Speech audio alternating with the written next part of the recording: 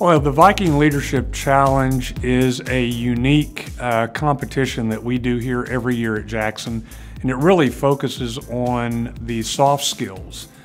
We feel like our students need to learn that even in middle school.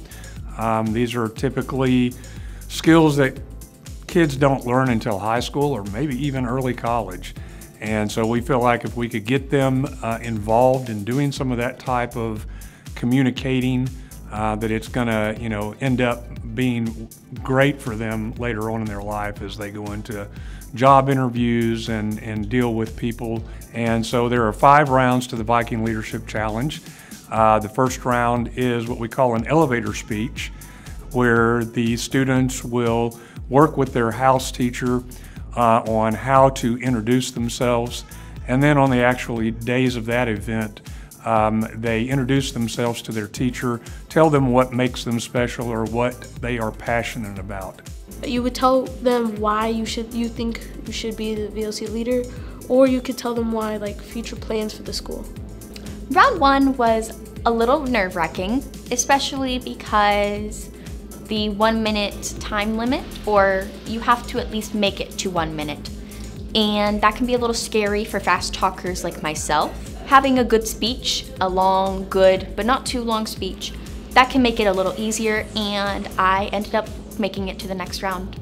Round 2 is the actual interview style. Well, there are about 2 or 3 teachers on the interview panel, and we ask them questions such as, what are 3 adjectives to describe yourself? Tell us some strengths and weaknesses about yourself.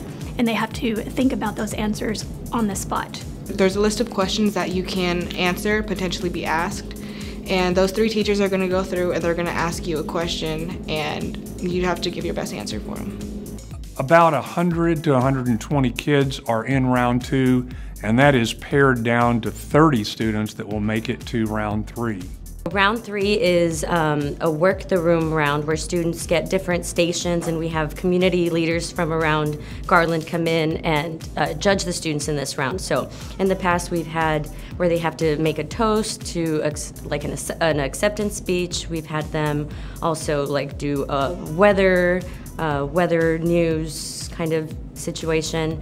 We also have the students do a Shark Tank challenge. That's been something they've done in the past, as well as how to sell a certain item. So they might get an item such as a bright pink pencil, and they have to sell that to their audience. And again, there's really not a lot of preparation. This is where students' personality, ability to think on their feet.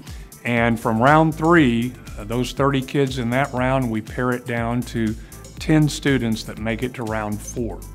Round 4 is always off campus. We try to find a venue that is unique.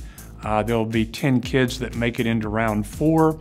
We go to various places. We've been to Starbucks, we've been to the GRCTC, we've done culinary challenges, fashion merchandising challenges. Round 4 was pretty much where you would go into a Starbucks and you would interview for a job position there.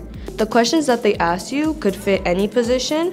They were very broad and wide, but we were told beforehand that we were going to a Starbucks for a job position. My experience for round 4 was nerve-wracking, just because it's like you're doing an interview, and it scared me personally a lot because I've never really been a person that really likes to talk out loud a lot, especially in an interview. But for me, it was really nerve-wracking until after. It's like, oh, that was actually pretty fun. So out of the 10 kids in that round, 5 students make it to round 5, and that's our final round. So it may be a press conference, it may be a TED Talk, it may be a debate format. Well, round 5 was pretty nice. We actually went to SMU and we took a tour around the entire school, and we did a TED Talk. And there was 4 judges. So my TED Talk was about music and the fine arts and how it impacts people's lives, how it can benefit you, and the positive impacts on music and the fine arts. And in that final round, then, one Leader of the Year is chosen for Jackson.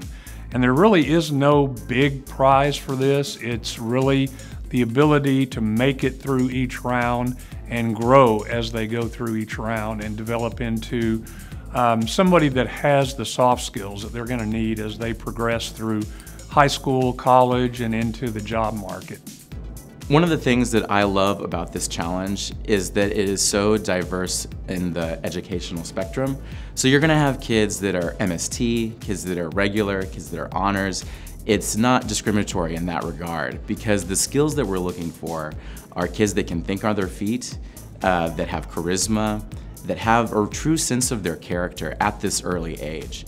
And that's the other thing is we've had kids that are even 6th grade make it to the final round. So it's not something that is unique or reserved for the 8th graders. It's something that everyone has an opportunity to do. Yeah, I definitely enjoyed it. I got to make new friends. They took us out to dinner a couple times. I got to know the teachers, some teachers a lot more because I was in some of the teachers' classes before, and I always thought like teachers didn't have a life out of school. But then when I got to know them more, they were really interesting. It's like they were kind of like us.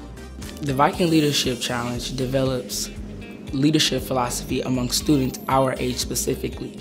It brings out leadership qualities that the community needs, such as emotional intelligence, charismatic behavior, and integrity. That's just because it did it for me, so I know that it could do that for other students. But they grow as each round goes through. And it's been unique because I've seen kids that I would never have expected would make it all the way to the 5th round, and they just come out of their shell. You sit there at the beginning and you kind of predict, oh yeah, this kid and this kid are easily gonna make it. And then there's somebody that just comes along that you've seen this student, but they've always been real quiet, and they just blossom. And I think that's probably one of the benefits and reasons we do this is kids find themselves. And middle school is at a time when kids are searching for who they are. And this kind of gives them, I think, the ability to say, hey, I think I'm pretty good at this. And it's amazing.